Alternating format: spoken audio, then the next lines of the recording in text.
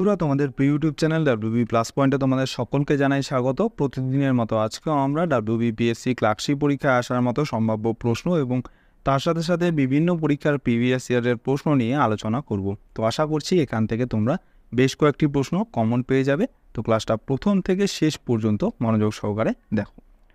তো আজকে আমাদের 91 নম্বর ক্লাস। তো আগেও আমাদের অনেক ক্লাস হয়ে গেছে, তো সেইগুলো তোমরা লিঙ্ক ডেসক্রিপশনে পেয়ে যাবে। তো চলো শুরু করি আজকের ক্লাস। তো আজকে আমাদের প্রথম প্রশ্ন হচ্ছে, মধ্যযুগের মহাকাব্য যে পদ্মাবত, এই পদ্মাবত কে রচনা করেন? ভেরি ভেরি ইম্পর্টেন্ট প্রশ্ন। তো পদ্মাবত নামে একটি মুভিও বেরিয়েছিল, তোমরা অবশ্যই সেটা দেখেছ। তো মনে রাখবে পদ্মাবত রচনা করেছিলেন হচ্ছে মালিক মোহাম্মদ জায়েসি। তো মালিক মোহাম্মদ জায়েসি হচ্ছে পদ্মাবত রচনা করেন। তো মালিক মোহাম্মদ জায়েসি তার রচনাগুলি ফার্সি নাস্তালিক লিপিতে অবধি ভাষায় রচনা করতেন। জায়েসি বাবরের রাজত্বকালে 1529 থেকে 30 সালে আখেরি কালাম রচনা করেছিলেন। তিনি 1540 থেকে 41-এ পদ্মাবত রচনা করেছিলেন। এছাড়াও তিনি আখারাওয়াত এবং কানহবত ইত্যাদি রচনা করেন। নেক্সট প্রশ্ন, বক্সারের যুদ্ধে ইংরেজ সেনাপতি কে ছিলেন? ভেরি ভেরি ইম্পর্টেন্ট প্রশ্ন এটাও। এটা তোমাদের আগেও পড়ানো হয়েছিল, তো যারা তোমরা কন্টিনিউ ক্লাস দেখো আমাদের, তো তারা এটার অ্যান্সার করতে পারবে। তো তোমরা লাইভ কমেন্টে অ্যান্সার করতে থাকো। তো এটা সঠিক অ্যান্সার হয়ে যাবে এখানে অপশান ই, হেক্টর মুনরো। তো বক্সারের যুদ্ধে ইংরেজ সেনাপতি ছিলেন হচ্ছে হেক্টর মুনরো। আর তোমরা নিচে কমেন্টে জানাবে যে এই বক্সারের যুদ্ধ এটা কত সালে হয়েছিল, নিচে কমেন্টে জানাবে। তো এই ঐতিহাসিক ম্যালেসন বলেন যে ভারতের বিভিন্ন যুদ্ধ বিগ্রহগুলির মধ্যে বক্সারের যুদ্ধ হলো একটি চূড়ান্ত ফল নির্ণয়কারী যুদ্ধ। আর ঐতিহাসিক স্মিথের মতে, এই কথাটা ভালো করে মনে রাখবে, এই উক্তিটা বারবার পরীক্ষায় আসে, যে ঐতিহাসিক স্মিথের মতে পলাশী যুদ্ধ ছিল কয়েকটি কামানের লড়াই, আর বক্সারের যুদ্ধ ছিল হচ্ছে চূড়ান্ত বিজয়। এটা ভালো করে মনে রাখবে, পরীক্ষায় আসতে পারে। নেক্সট প্রশ্ন, কে বলেছেন যে ভারতীয় ও ব্রিটিশ স্বার্থের সংঘাতই ছিল জাতীয়তাবাদ উন্মেষের মূল কারণ? তো এটাও কিন্তু খুবই ইম্পর্টেন্ট প্রশ্ন। তো এটার সঠিক অ্যান্সার হয়ে যাবে এখানে অপশন এ, ডক্টর বিপিন চন্দ্র এই কথাটি বলেছিলেন। তো ডক্টর বিপিন চন্দ্র একজন ভারতীয় ঐতিহাসিক, আধুনিক ভারতের অর্থনীতিবিদ এবং রাজনৈতিক ইতিহাসে বিশেষজ্ঞ ছিলেন। তার লেখা কয়েকটি বিখ্যাত গ্রন্থ হচ্ছে the making of modern India from Marx to Gandhi, history of modern India এবং কমিউনালিজম আ প্রাইমার, এই কটি। নেক্সট প্রশ্ন, তো পাবনা বিদ্রোহের বিশেষত্ব কী ছিল? তো মনে রাখবে পাবনা বিদ্রোহের বিশেষত্ব ছিল হচ্ছে কৃষি লীগ গঠন করা, অপশন বি। তো জমিদারদের অত্যাচারের বিরুদ্ধে পাবনা কৃষি লীগ গঠিত হয়। এটি 1870 থেকে 1880 এর দশকে ঘটেছিল। এই লীগের নেতৃত্বে ছিলেন ঈশানচন্দ্র রায় এবং আর.সি. দত্ত। বঙ্কিমচন্দ্র চ্যাটার্জি এবং সুরেন্দ্রনাথ ব্যানার্জির মতো কিছু বুদ্ধিজীবী এটিকে সমর্থন করেছিলেন। পরের প্রশ্ন, কে বলেছেন যে লাহোর প্রস্তাবের অস্পষ্টতা আসলে ছিল দর কষাকষির হাতিয়ার? এটা খুব ইম্পর্টেন্ট, বারবার পরীক্ষায় আসে, মোস্ট রিপিটেড প্রশ্ন। তো এটা ভালো করে মনে রাখবে।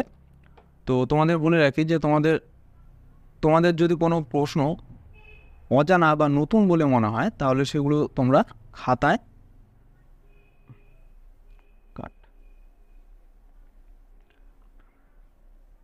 নেক্সট প্রশ্ন, কে বলেন যে লাহোর প্রস্তাবের অস্পষ্টতা আসলে ছিল দর কষাকষির হাতিয়ার? এটাও কিন্তু খুব ইম্পর্টেন্ট প্রশ্ন। তো তোমরা লাইভ কমেন্টে অ্যান্সার করতে থাকো। আর তোমাদের যদি কোনো প্রশ্ন অজানা বা নতুন বলে মনে হয়, তাহলে সেই প্রশ্নগুলো তোমরা ভিডিও পজ করে খাতায় নোট করে রাখতে পারো, তাহলে ভবিষ্যতে তোমাদের সেখান থেকে রিভাইজ করতে সুবিধা হবে। আর যদি তোমরা আমাদের এই ডাব্লিউবিপিএসসি ক্লার্কশিপ ব্যাচের আজ পর্যন্ত যত ক্লাস হয়ে গেছে আর পরে যত ক্লাস হবে সব পিডিএফ একসাথে পেতে চাও, তাহলে সেই পিডিএফের লিঙ্ক তোমরা ডেসক্রিপশন এবং কমেন্ট সেকশনে দেওয়া আছে, তোমরা সেখান থেকে নিয়ে নিতে পারবে। তো এই প্রশ্নটার সঠিক অ্যান্সার হয়ে যাবে এখানে option B, doctor Ayesha Jalal এই কথাটি বলেছিলেন। তো আয়েশা জালাল হলেন একজন পাকিস্তানি আমেরিকান ইতিহাসবিদ। তার লেখা কয়েকটি বিখ্যাত গ্রন্থ হচ্ছে the sole spokesman Jinnah, the Muslim League and the demand for Pakistan. এই দুটো বই ভালো করে মনে রাখবে, পরীক্ষায় আসতে পারে। পরের প্রশ্ন, বঙ্গবিরোধী আন্দোলনে কে রাখি বন্ধন উৎসব পালনের ডাক দিয়েছিলেন? এটা তো তোমরা কম বেশি সবাই পারবে, তো লাইভ কমেন্টে অ্যান্সার করো। তো বলে দিই, এটার অ্যান্সার হয়ে যাবে অপশন সি, রবীন্দ্রনাথ ঠাকুর। তো 1905 সালের জুন মাসে লর্ড কার্জন বঙ্গভঙ্গের সিদ্ধান্ত নেন এবং 1905 সালের আগস্ট মাসে বঙ্গভঙ্গের জন্য আইন পাশ হয়, আর এই আইন কার্যকরী হয় 16 অক্টোবর 1905 সালে। পরের প্রশ্ন, 2011 সালের সেন্সাস অনুযায়ী সারা পৃথিবীর কত শতাংশ মানুষ ভারতে বসবাস করে? এখানে দেখছো 2011 সালের যে জনগণনা হয়েছিল সেখান থেকে কিন্তু প্রতিবার পরীক্ষায় কোনো না কোনো প্রশ্ন আসেই, তো এটা খুবই ইম্পর্টেন্ট, ভালো করে মনে রাখবে যে 2011 সালের সেন্সাস অনুযায়ী সারা পৃথিবীর প্রায় 17.5% মানুষ হচ্ছে ভারতে বসবাস করে। আর 2011 সালের সেন্সাস অনুযায়ী সারা পৃথিবীতে চীনে 14.4%, ভারতে 17.5% এবং আমেরিকা যুক্তরাষ্ট্রে 4.5% মানুষ বসবাস করে। পরের প্রশ্ন, নিচের কোন পর্বতমালা ভারত ও মায়ানমারের সীমান্তে অবস্থিত? এটা তোমাদের আগেও কিন্তু পড়ানো হয়েছিল এবং বারবার পরীক্ষায় আসে এটা, তো মনে রাখবে ভারত এবং মায়ানমারের সীমান্তে অবস্থিত পাহাড়টির নাম হচ্ছে লুসাই পাহাড়, অপশন এ। তো ভারত মায়ানমার সীমান্তের দৈর্ঘ্য হচ্ছে প্রায় 1643 কিলোমিটার, আর মায়ানমারের সীমানায় রয়েছে হচ্ছে রাজ্যগুলি, সেগুলো হচ্ছে অরুণাচল প্রদেশ, নাগাল্যান্ড, মিজোরাম, মণিপুর, এগুলো ভালো করে মনে রাখবে, পরীক্ষায় আসে। আর দিফু পাস হচ্ছে ভারত, চীন এবং মায়ানমারের বিতর্কিত 3 পয়েন্ট সীমান্ত এলাকায় ঘিরে একটি পর্বত গিরিপথ। নেক্সট প্রশ্ন, পশ্চিমবঙ্গের কোন জেলায় সর্বনিম্ন জনসংখ্যা বৃদ্ধি ঘটেছে? অর্থাৎ সব থেকে কম জনসংখ্যা বৃদ্ধি ঘটেছে কোন জেলাতে পশ্চিমবঙ্গের? এটা কিন্তু 2011 সালে জনগণনা অনুযায়ী জানতে চাওয়া হয়েছে। তো মনে রাখবে এটার সঠিক অ্যান্সার হবে অপশন বি, দক্ষিণ দিনাজপুরে হচ্ছে 2011 সালের জনগণনা অনুযায়ী পশ্চিমবঙ্গের মধ্যে সব থেকে জনসংখ্যা বৃদ্ধি কম ঘটেছে। আর 1992 সালের 1 এপ্রিল পশ্চিম দিনাজপুর জেলা দ্বিখণ্ডিত হয়ে রায়গঞ্জ সদর মহকুমা ও ইসলামপুর মহকুমা নিয়ে গঠিত হয় উত্তর দিনাজপুর, এবং বালুরঘাট শহর মহকুমা ও গঙ্গারামপুর মহকুমা নিয়ে গঠিত হয় দক্ষিণ দিনাজপুর জেলা, এটাও মনে রাখবে ভালো করে। পরের প্রশ্ন, সিন্ধুর দীর্ঘতম উপনদীর নাম কি? অপশন হচ্ছে ঝিলাম, চেনাব, রাবি নাকি শতদ্রু। এটাও কিন্তু তোমাদের আগে পড়ানো হয়েছিল, তো এটা অ্যান্সার করো। তো মনে রাখবে সিন্ধু নদীর দীর্ঘতম উপনদীর নাম হচ্ছে চেনাব, অপশন বি। চন্দ্র ও ভাগা এই দুটি নদী পৃথকভাবে উৎপন্ন হয়ে মিলিত হয়ে তৈরি হয়েছে চন্দ্রভাগা নদী, যাকে চেনাব নদীও বলা হয়। তো এই চেনাব নদীর দৈর্ঘ্য হচ্ছে প্রায় 1180 কিলোমিটার। পরের প্রশ্ন, সবচেয়ে ভারী অধাতুটির নাম কি? এটাও কিন্তু বারবার পরীক্ষায় আসে, মোস্ট রিপিটেড প্রশ্ন। মনে রাখবে সব থেকে ভারী অধাতুটির নাম হচ্ছে এখানে আয়োডিন, অপশন ডি। আর এর সাথে সাথে মনে রাখবে এগুলো খুবই গুরুত্বপূর্ণ প্রশ্ন, সবচেয়ে হালকা মৌল, গ্যাস বা অধাতু হচ্ছে হাইড্রোজেন, এটাও কিন্তু ভালো করে মনে রাখবে, পরীক্ষায় আসে। আর লিথিয়াম হচ্ছে সব থেকে হালকা ধাতু, আর সব থেকে ভারী ধাতুর নাম হচ্ছে অসমিয়াম। নেক্সট প্রশ্ন, রেটুন প্রথা প্রয়োগ করা হয় কোথায়? ধান চাষ, ইক্ষু চাষ, অভ্যন্তরীণ বাণিজ্য নাকি চা চাষে? তো মনে রাখবে রেটুন প্রথা প্রয়োগ করা হয় হচ্ছে ইক্ষু চাষ বা আখ চাষে। এর সাথে সাথে মনে রাখবে ভারতে ইক্ষু উৎপাদনে উত্তরপ্রদেশ প্রথম স্থান, মহারাষ্ট্র দ্বিতীয় স্থান এবং কর্ণাটক হচ্ছে তৃতীয় স্থান অধিকার করে আছে। আর উত্তরপ্রদেশ হচ্ছে ভারতের চিনির পাত্র বা বাটি নামে পরিচিত। পরের প্রশ্ন, সম্প্রতি মহারাষ্ট্র সরকার কোন শিল্পপতিকে উদ্যোগ রত্ন সম্মানে ভূষিত করলো? এটা তো তোমরা কম বেশি সবাই পারবে, খুবই বিখ্যাত ব্যক্তি একজন। তো এটা সঠিক অ্যান্সার হচ্ছে option D, Ratan Tata. Next প্রশ্ন, আবার দেখো 2011 সালের জনগণনা থেকে প্রশ্ন এসেছে, এটাও খুব ইম্পর্ট্যান্ট। তো 2011 সালের আদমশুমারি অনুযায়ী পশ্চিমবঙ্গের কোন জেলার জনসংখ্যা বৃদ্ধির হার সর্বাধিক? অর্থাৎ জনসংখ্যা বৃদ্ধির হার সর্বাধিক, এখানে কিন্তু ভালো করে মনে রাখতে হবে। যে জনসংখ্যা বৃদ্ধির হার জানতে চাওয়া হয়েছে। তো এখানে সঠিক অ্যান্সার হয়ে যাবে অপশান বি, উত্তর দিনাজপুর। তো উত্তর দিনাজপুর জেলাতে হচ্ছে জনসংখ্যা বৃদ্ধির হার সর্বাধিক ছিল 2011 সালের জনগণনা অনুযায়ী। আর পশ্চিমবঙ্গের দক্ষিণ দিনাজপুর জেলার জনসংখ্যা সবচেয়ে কম এবং উত্তর 24 পরগনা জেলার জনসংখ্যা সবথেকে বেশি। পরের প্রশ্ন, দক্ষিণ ভারতের অধিকাংশ নদী হচ্ছে পূর্ব বাহিনী, পশ্চিম বাহিনী, উভয়ই নাকি কোনোটিই নয়? তো দেখবে দক্ষিণ ভারতে যতগুলো নদী রয়েছে, যেরকম মহানদী, গোদাবরী, কৃষ্ণা, কাবেরী, এই সব নদী হচ্ছে দক্ষিণ ভারতের নদী। তো এই দক্ষিণ ভারতের এই সব নদী হচ্ছে সবগুলোই হচ্ছে পূর্ব বাহিনী নদী, অর্থাৎ পূর্ব দিকে বাহিত হয়েছে, পূর্ব দিকে অর্থাৎ বঙ্গোপসাগরে গিয়ে এই নদীগুলি পড়েছে। তো দক্ষিণ ভারতের কয়েকটি পূর্ব বাহিনী নদী হচ্ছে কৃষ্ণা, মহানদী, গোদাবরী, কাবেরী প্রভৃতি। দক্ষিণ ভারতের কয়েকটি পশ্চিম বাহিনী নদী হচ্ছে নর্মদা, তাপ্তি প্রভৃতি। আর পূর্ব বাহিনী নদীগুলি বঙ্গোপসাগরে পতিত হয়েছে, আর পশ্চিম বাহিনী নদী যেগুলো হচ্ছে নর্মদা এবং তাপ্তি, এই নদীগুলি হচ্ছে আরব সাগরে পতিত হয়েছে। পরের প্রশ্ন, একটি তড়িৎ ধনাত্মক ধাতু হলো কোনটি? অপশনগুলোর মধ্যে কোনটা একটা তড়িৎ ধনাত্মক ধাতু? তো অ্যান্সার হয়ে যাবে অপশন বি, হাইড্রোজেন। হাইড্রোজেন হলো একটি তড়িৎ ধনাত্মক অধাতু। নেক্সট প্রশ্ন, কোন ধাতুটির অক্সাইড আম্লিক প্রকৃতির হয়? এটা কিন্তু ব্যতিক্রম প্রশ্ন একটা। তো আমরা সাধারণত জানি যে কোনো ধাতুর অক্সাইড হচ্ছে ক্ষারীয় প্রকৃতির হয়, কিন্তু এখানে জানতে চাওয়া হয়েছে কোন ধাতুটির অক্সাইড আম্লিক হয়। তো এটা ভালো করে মনে রাখবে, অ্যান্সার হয়ে যাবে এটার অপশন ডি, ক্রোমিয়াম। তো ক্রোমিয়াম এমন একটি ধাতু যার অক্সাইড হচ্ছে আম্লিক প্রকৃতির হয়। নেক্সট প্রশ্ন, আলোকবর্ষ হলো কোনটি? তো অপশনগুলোর মধ্যে কোনটা অ্যান্সার হবে? এটা তোমাদের বারবার পড়ানো হয়েছে, খুব ইম্পর্টেন্ট প্রশ্ন, পরীক্ষায়ও বারবার আসে। তো তোমরা এটার অ্যান্সার করতে পারবে যারা ক্লাস কন্টিনিউ দেখো। তো বলে দিই, এটার সঠিক অ্যান্সার হচ্ছে অপশন সি, শূন্যস্থানে আলো 1 বছরে যে দূরত্ব অতিক্রম করে সেই দূরত্বকেই বলা হয় 1 আলোকবর্ষ। নেক্সট প্রশ্ন, প্রথম পঞ্চবার্ষিকী পরিকল্পনায় বার্ষিক জাতীয় আয়ের বৃদ্ধির লক্ষ্যমাত্রা কত ছিল? এটাও কিন্তু বারবার পরীক্ষায় আসে, ইম্পর্টেন্ট প্রশ্ন। তো মনে রাখবে, প্রথম পঞ্চবার্ষিকী পরিকল্পনার সময় বার্ষিক জাতীয় আয়ের বৃদ্ধির লক্ষ্যমাত্রা স্থির করা হয়েছিল 2.1%। নেক্সট প্রশ্ন, ব্যাংকিং খাতে ঋণ পরিকল্পনা প্রবর্তন করা হয় কার দ্বারা? তো এই ঋণ পরিকল্পনা প্রবর্তন করা হয় হচ্ছে ভারতীয় রিজার্ভ ব্যাংকের দ্বারা, অর্থাৎ আরবিআই এর দ্বারা। তোমরা নিচে কমেন্টে জানাবে যে এই আরবিআই এটা কত সালে প্রতিষ্ঠা হয়েছিল, এটা তোমরা নিচে কমেন্টে জানাবে, তোমাদের বারবার পড়ানো হয়েছে, তো এটা তোমরা অ্যান্সার করতে পারবে। নেক্সট প্রশ্ন, 20 দফা কর্মসূচি কত সালে চালু করা হয়? তো মনে রাখবে, 20 দফা কর্মসূচি চালু করা হয় হচ্ছে 1975 সালে। অপশন বি হয়ে যাবে সঠিক অ্যান্সার।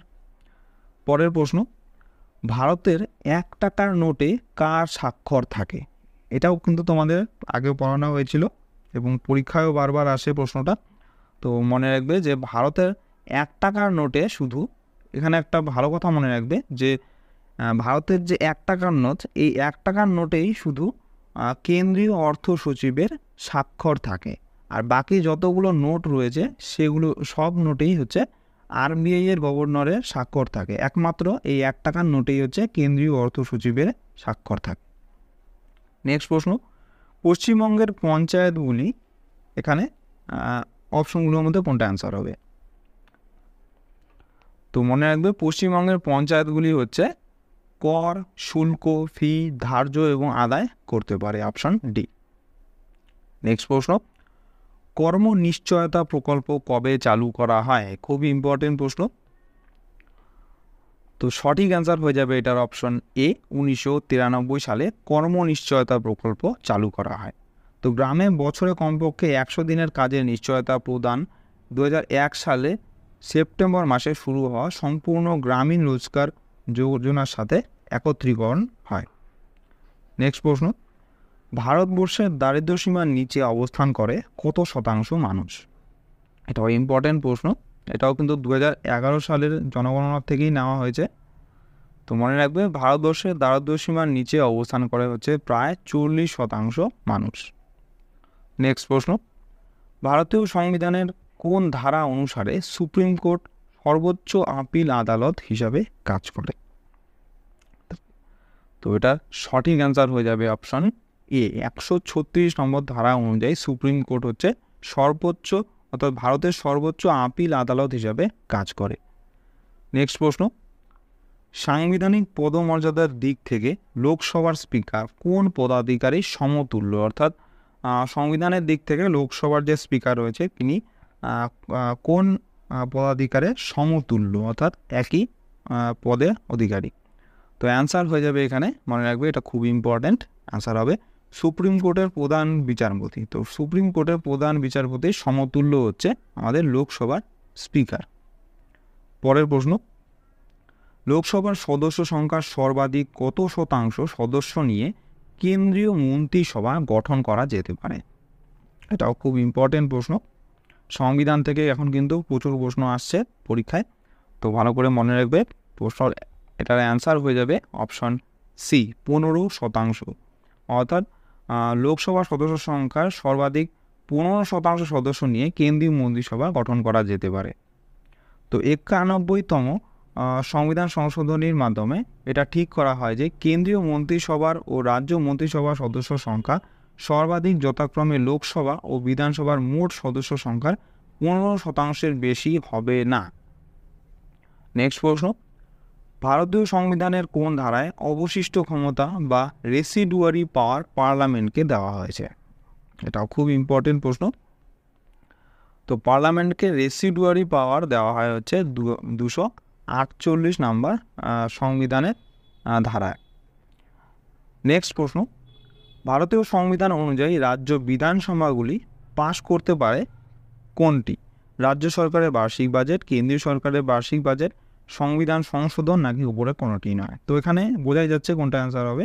কেন্দ্রীয় সরকারের বার্ষিক বাজেট এটা তো করতে পারবে না, সংবিধান সংশোধনও করতে পারবে না, আর তাহলে এটা অ্যান্সার হয়ে যাবে এখানে অপশন এ, রাজ্য সরকারের বার্ষিক বাজেট এটাই হচ্ছে রাজ্যের বিধানসভাগুলি পাশ করতে পারে। নেক্সট প্রশ্ন, ল্যাম্প ব্রাশ ক্রোমোজোম দেখা যায় কোন প্রাণীর মধ্যে? তো মনে রাখবে ল্যাম্প ব্রাশ ক্রোমোজোম দেখা যায় হচ্ছে মাছ এবং ব্যাঙের মধ্যে। তো ল্যাম্প ব্রাশ ক্রোমোজোম হচ্ছে ক্রোমোজোমের একটি বিশেষ রূপ যা স্তন্যপায়ী প্রাণী ছাড়া বেশিরভাগ প্রাণীর ক্রমবর্ধমান উসাইডস অর্থাৎ অপরিপক্ক ডিমে পাওয়া যায়। পরের প্রশ্ন, মিউটেশন মতবাদের প্রবক্তা কে? এটাও কিন্তু বারবার পরীক্ষায় আসে প্রশ্নটা, তো মনে রাখবে মিউটেশন মতবাদের প্রবক্তা হচ্ছে Hugo the Vries, option D, the Vries মনে রাখলেও চলবে। নেক্সট প্রশ্ন, কোন ধাতু বজ্রবহ তৈরিতে ব্যবহার করা হয়? তো দেখবি অনেক উঁচু উঁচু বিল্ডিংয়ের মাথায় এরকম বজ্রবহ রাখা থাকে, তো এগুলো হচ্ছে তৈরি করা হয় তামা দিয়ে, অপশন এ। নেক্সট প্রশ্ন, nothing good ever comes of violence, এই বিখ্যাত কথাটি কে বলেছে? এটাও খুবই ইম্পর্টেন্ট প্রশ্ন, বারবার পরীক্ষায় আসে এটাও। তো nothing good ever comes of violence এই কথাটি বলেছিলেন হচ্ছে Martin Luther King, option C. পরের প্রশ্ন, নিম্নলিখিত কোনটি সৈয়দ মুজতবা আলীর ছদ্মনাম ছিল? ছদ্মনাম থেকে কিন্তু এখন কিন্তু বারবার পরীক্ষায় প্রশ্ন আসে, তো মনে রাখবে যে সৈয়দ মুজতবা আলীর ছদ্মনাম ছিল হচ্ছে সত্যপীর। তো সৈয়দ মুজতবা আলী সত্যপীর, ওমর খৈয়াম, টেকচাঁদ, প্রিয়দর্শী প্রভৃতি ছদ্মনামে লিখেছেন। আর সৈয়দ মুজতবা আলী বিখ্যাত উক্তি ছিল হচ্ছে বই কিনে কেউ দেউলিয়া হয় না, এটাও কিন্তু পরীক্ষায় আসতে পারে, তো মনে রাখবে তোমরা ভালো করে। তো সৈয়দ মুজতবা আলীর যে ছদ্মনাম রয়েছে এগুলোর মধ্যে সবথেকে ইম্পর্টেন্ট হচ্ছে ওমর খৈয়াম, টেকচাঁদ এবং সত্যপীর, এই তিনটে ভালো করে মনে রাখবে। পরের প্রশ্ন, 10% ল এটার প্রবক্তাকে? এটা ডাব্লিউবিসিএস পরীক্ষা অর্থাৎ যে বিগত ডাব্লিউবিসিএস পরীক্ষা হলো সেখানেও কিন্তু এই প্রশ্নটা এসেছিল, খুব ইম্পর্ট্যান্ট প্রশ্ন, তো মনে রাখবে 10% লর প্রবক্তা হচ্ছে লিন্ডেম্যান, অপশন এ। তো লিন্ডেম্যান 1942 সালে 10% আইন দিয়েছিলেন। এই আইনটি বলে যে একটি খাদ্য শৃঙ্খলে মোট শক্তির মধ্যে প্রায় 10% শক্তি এক ট্রফিক স্তর থেকে অন্য স্তরে স্থানান্তরিত হয়, আর বাকি শক্তি অন্যান্য বিপাক্রিয়ার জন্য ব্যবহার করা হয় এবং কিছু তাপ শক্তি হিসাবে মুক্তি পায়। নেক্সট প্রশ্ন, ভারতীয় সিনেমাতে ট্র্যাজেডি কিং কাকে বলা হয়? এটাও তোমাদের আগেও পড়ানো হয়েছিল, তো তোমরা এটা অ্যান্সার করতে পারবে। তো সঠিক অ্যান্সার হচ্ছে এটার অপশান বি, দিলীপ কুমার। দিলীপ কুমারকে হচ্ছে ট্র্যাজেডি কিং বলা হয়। তো দিলীপ কুমারের জন্ম নাম হচ্ছে মোহাম্মদ ইউসুফ খান, আর ভারতীয় চলচ্চিত্রে ট্র্যাজেডি কুইন নামে পরিচিত হচ্ছে মীনা কুমারী, আর মীনা কুমারীর জন্ম নাম হচ্ছে মেহজাবিন বানু। পরের প্রশ্ন, কলিঙ্গ পুরস্কার কে দেয়? ইউনেস্কো, ইউনিসেফ, ভারত সরকার নাকি জওহরলাল নেহরু শান্তি সমিতি? তো খুব ইম্পর্টেন্ট প্রশ্ন, মনে রাখবে কলিঙ্গ পুরস্কার দেওয়া হচ্ছে ইউনেস্কো, অপশান এ। তো বিজ্ঞানের জনপ্রিয়করণের জন্য কলিঙ্গ পুরস্কার হলো একটি পুরস্কার যা ইউনেস্কো অসাধারণ দক্ষতার জন্য প্রদান করে। এটি 1952 সালে বিজু পট্টনায়কের অনুদানের পরে তৈরি করা হয়েছিল, যিনি ভারতের কলিঙ্গ ফাউন্ডেশন ট্রাস্ট নামে ট্রাস্টের প্রতিষ্ঠাতা সভাপতি ছিলেন। নেক্সট প্রশ্ন, মঙ্গোলিয়ার রাজধানী কোনটি? তোমাদের আগেও পড়ানো হয়েছিল, তো মনে রাখবে মঙ্গোলিয়ার রাজধানী হচ্ছে উলান বাতার। নেক্সট প্রশ্ন এবং আজকের ক্লাসের লাস্ট প্রশ্ন, তো মিনিয়েচার অফ দ্য ওয়ার্ল্ড বা পৃথিবীর এক ক্ষুদ্র সংস্করণ কোন দেশকে বলা হয়? ভেরি ভেরি ইম্পর্টেন্ট, কারণ এটার অ্যান্সার হচ্ছে অপশান সি, ভারতবর্ষ। তো ভারতবর্ষকে হচ্ছে মিনিয়েচার অফ দ্য ওয়ার্ল্ড বা পৃথিবীর এক ক্ষুদ্র সংস্করণ বলা হয়। তো পৃথিবী জুড়ে ভিন্ন প্রকৃতির প্রাকৃতিক পরিবেশ, মানুষ, তাদের সমাজ, ভাষা, রীতিনীতি দেখা যায়। ভারতবর্ষ প্রাকৃতিক বৈচিত্র্য, মানুষের সমাজ, ভাষা, আচার আচরণের পার্থক্য ও ভিন্নতা লক্ষ্য করা যায়, তাই ভারতকে পৃথিবীর ক্ষুদ্র সংস্করণ বলা হয়। তো বন্ধুরা, এই ছিল আজকে আমাদের WBPSC ক্লার্কশিপের স্পেশাল জিকে ক্লাস। তোমাদের কেমন লাগলো অবশ্যই কমেন্ট করে জানাও, এবং ভালো লেগে থাকলে অবশ্যই একটি লাইক করো, এবং যদি চ্যানেলে নতুন হয়ে থাকো তাহলে চ্যানেলটিকে অবশ্যই সাবস্ক্রাইব করে রাখো এরকম আরও ক্লাসের জন্য। তো তোমাদের সাথে দেখা হচ্ছে নেক্সট ক্লাসে। ধন্যবাদ।